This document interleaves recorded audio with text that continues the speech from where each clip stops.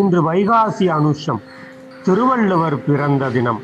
நாம் இருக்கின்ற இடம் வள்ளுவரின் அவதார ஸ்தலம். சென்னை மயிலாப்பூரில் உள்ளது திருவள்ளுவர் ஆலயம். இந்த கோவில் ஹிந்து சமய அறநிலையத்துறையால் நிர்வகிக்கப்பட்டு வருகிறது. இங்கு மூலவராக இருப்பவர் திருவள்ளுவர். நவக்கிரகங்கள், சிவபெருமான், வள்ளுவரின் மனைவி வாசுகி ஆகியோருக்கு தனிச்சன்னதிகள் உள்ளன. கோவிலுக்குள் அழகிய பொற்றாமரை குளம் உள்ளது. இங்குள்ள ஒரு மண்டபத்தில் 1330 குறள்களும் தகடுகளில் பொறிக்கப்பட்டுள்ளன. வள்ளுவரின் தாய் தந்தையருக்கும் சிலைகள் அமைக்கப்பட்டுள்ளன. இதோ திருவள்ளுவருக்கு அபிஷேகம் நடக்கிறது. இந்த உலகில் மனிதன் வாழ்வதற்கு தேவையான 4 புருஷார்த்தங்கள் தர்ம, அர்த்தம, காம, மோக்ஷ என்பவை. இவற்றையே தெய்வ புலவரான திருவள்ளுவர் அறம், பொருள், இன்பம் என்று 3 பால்களாக எழுதினார். இவற்றை சரியாக பின்பற்றினால் மோக்ஷம் எனும் வீடு வேறு கிடைக்கும் என்றார்.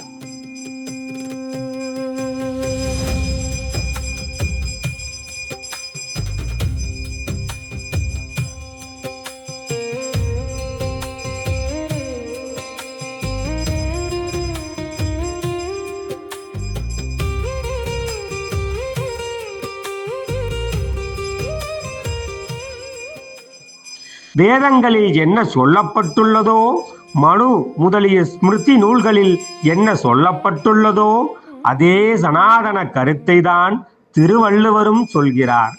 திருவள்ளுவருடைய திருக்குறளிலே திருமால், திருமால் மனைவியாகிய திருமகள், திருமாலின் மகனான பிரம்மதேவர், திருமகளின் சகோதரியான தவ்வை குறிக்கப்படுகின்றனர்.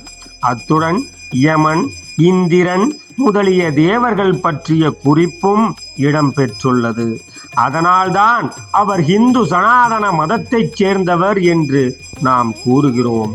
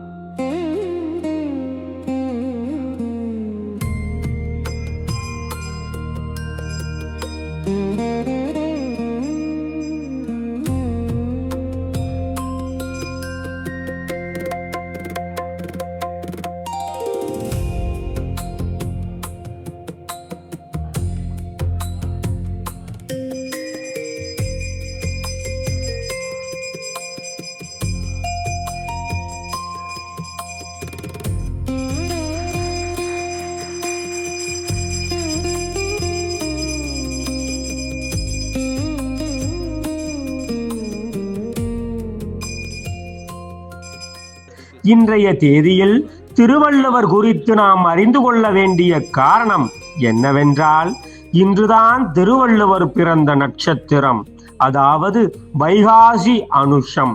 திருவள்ளுவரின் பிறந்த நாள் நீண்ட காலமாக வைகாசி அனுஷத்தன்றுதான் கொண்டாடப்பட்டு வந்தது. சில அரசியல் கட்சியினர் அதை தை 2ஆம் தேதிக்கு மாற்றினார்கள்.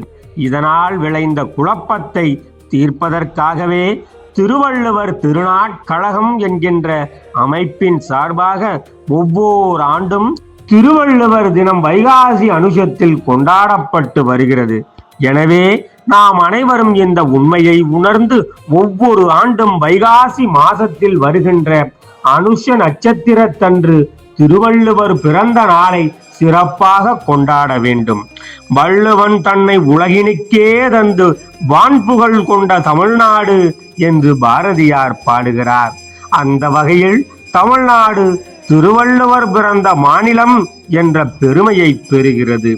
வள்ளுவர் பிறந்த நாளை கொண்டாடுவதோடு அவர் கூறிய கருத்துக்களை ஏற்று பின்பற்ற வேண்டும். அனைத்தும் அறிந்தவனாகிய இறைவனின் திருவடிகளை வணங்குவது கல்வியின் லட்சியம் என்கிறார் திருவள்ளுவர். இறைவனுடைய திருவடிகளை வணங்காவிட்டால் கல்வி கற்றதால் எந்த பயனும் இல்லை என்கிறார். இவற்றை நாம் உணர வேண்டும்.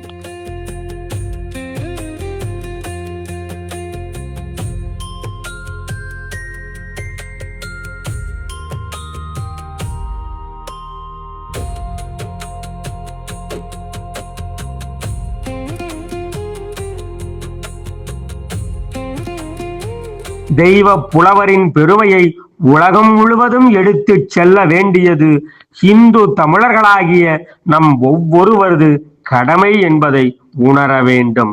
இதற்கான நினைவூட்டல்தான் வைகாசி அனுசம் என்கின்ற கொண்டாட்டம்.